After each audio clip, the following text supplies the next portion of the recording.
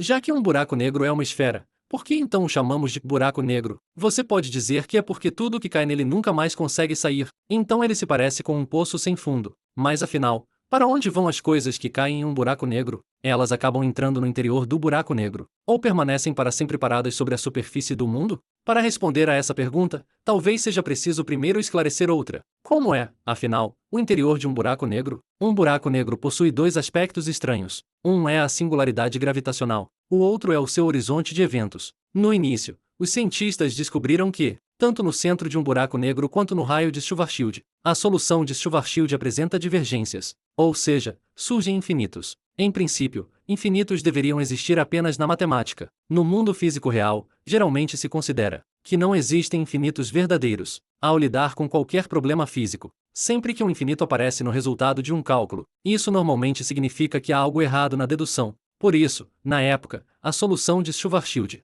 descrevia principalmente o que acontecia fora da superfície do mundo do buraco negro. Quanto ao interior do buraco negro, não sabíamos absolutamente nada. No entanto, problemas envolvendo infinitos não são necessariamente insolúveis. Às vezes, é possível eliminá-los com a ajuda de certos truques matemáticos, como a renormalização ou a mudança de sistema de coordenadas. Mais tarde, quando as coordenadas de Schwarzschild foram substituídas pelas coordenadas de Kruskal, o problema da divergência no horizonte do buraco negro foi resolvido. A partir daí, as pessoas finalmente passaram a ter uma compreensão básica da estrutura dos buracos negros. Para estrelas com massa suficientemente grande, quando o combustível interno se esgota, o colapso de toda a estrela em direção ao centro torna-se contínuo. O que significa contínuo? Significa que, não importa o que seja a pressão de degenerescência dos elétrons, ou a pressão de degenerescência dos nêutrons, nada é capaz de salvá-la. Nesse estágio, já não existe nenhuma força conhecida que possa impedir o colapso. Esse colapso continuará indefinidamente, até que toda a matéria seja comprimida em um único ponto.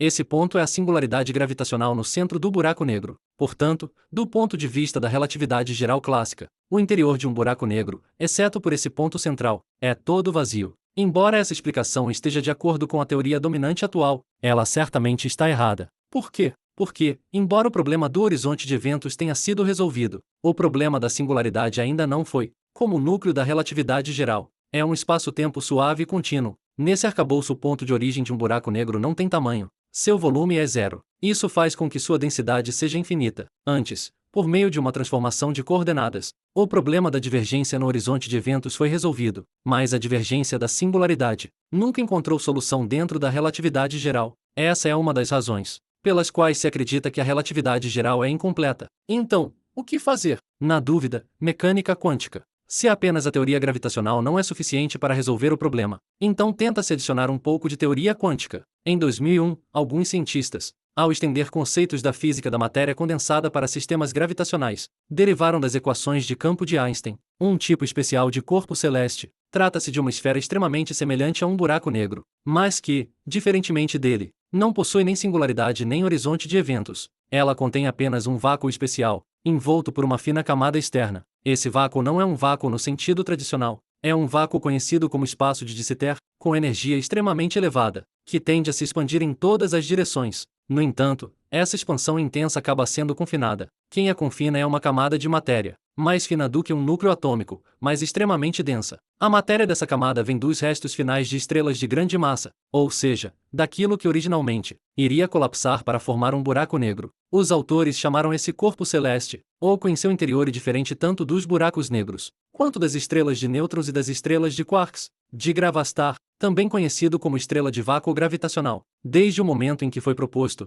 o Gravastar passou a ser considerado um modelo alternativo aos buracos negros. Ao introduzir a teoria quântica, ele não apenas resolve os problemas da singularidade do horizonte de eventos, como também elimina o posterior paradoxo da informação dos buracos negros. Então, como se forma uma estrela de vácuo gravitacional como essa? Na verdade, de maneira muito semelhante à de um buraco negro. Quando uma estrela de grande massa chega ao fim de sua evolução, a matéria começa a colapsar de forma incontrolável em direção ao centro. Mas, diferentemente da teoria dos buracos negros, nesse caso a matéria não é comprimida indefinidamente para dentro. Em vez disso, quando a compressão atinge certo nível, ela faz com que o vácuo central sofra uma transição de fase, transformando-se em um vácuo de De Sitter. Quando um vácuo de De Sitter surge no ponto central, ele se expande rapidamente como uma bolha, impulsionado por uma pressão extremamente intensa. À medida que a bolha se expande, ela empurra para fora a matéria remanescente da estrela ao redor. De um lado, o colapso gravitacional comprime continuamente a matéria para dentro. Do outro, o vácuo de Sitter empurra vigorosamente a matéria para fora. Por fim, essa matéria alcança um equilíbrio de forças,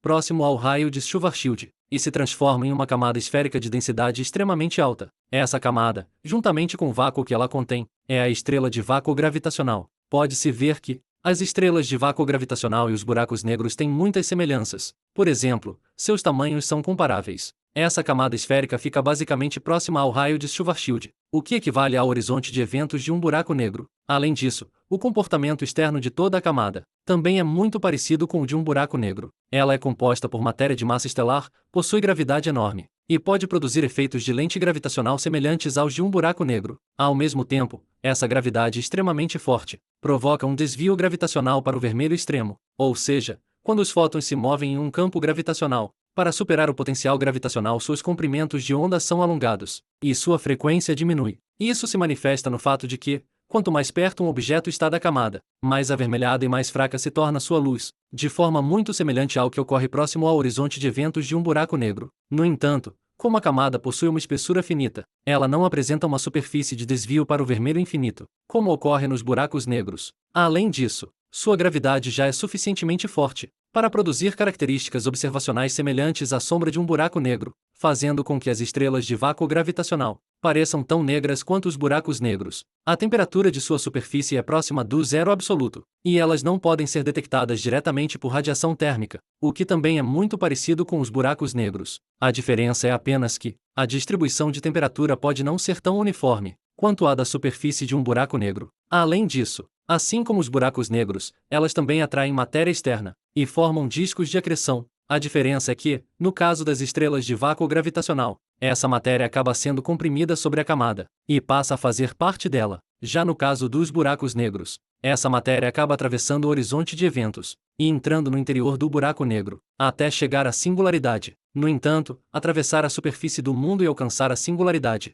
é algo descrito a partir do referencial da própria matéria. Se tomarmos o referencial externo, vemos apenas que a matéria, ao se aproximar do buraco negro, vai ficando cada vez mais escura e mais lenta, até finalmente parecer ficar parada no horizonte de eventos, de forma semelhante ao que ocorre com a estrela de vácuo gravitacional. Um atravessa o horizonte, o outro permanece parado no horizonte. Por que um mesmo fenômeno produz dois resultados aparentemente contraditórios? Na verdade, não há contradição alguma. Deixando de lado as descrições matemáticas da relatividade geral, você pode entender isso de forma simples. O fato de você ver um objeto parado no horizonte de eventos ocorre porque a luz que ele emite leva um tempo infinito para chegar ao exterior, mas, na realidade, esse objeto já entrou no buraco negro. Apenas acontece que, a partir desse ponto, nenhuma informação pode mais ser transmitida para fora. Esse é justamente o significado do nome horizonte de eventos, o limite visual dos acontecimentos. Depois de ultrapassar esse limite, você não consegue mais ver nada. O futuro dele não tem mais nenhuma relação com o seu. A partir disso, é possível perceber a maior diferença entre os buracos negros e outros corpos celestes. Um buraco negro é uma estrutura especial do espaço-tempo, e não um objeto tradicional feito de matéria. Por essa razão, uma estrela de vácuo gravitacional comum, composta de matéria, é obviamente mais fácil de ser aceita pelo público. Se o modelo da estrela de vácuo gravitacional tem tantas vantagens, qual é o preço? Embora o que acontece fora da camada seja fácil de explicar, a própria camada e o vácuo especial em seu interior passam a ser novos problemas. Em comparação, a constituição de um buraco negro é extremamente simples. Afinal, buracos negros não têm cabelo. Além de massa, momento angular e carga elétrica, um buraco negro não possui nenhuma outra grandeza física. Não é necessário se preocupar com a forma da matéria que o originou, mas com as estrelas de vácuo gravitacional não é assim. A camada que as constitui, embora especial, continua sendo matéria. E sendo matéria, ela possui uma estrutura interna e precisa ter uma equação de estado. No entanto, atualmente, essas questões ainda não são bem compreendidas.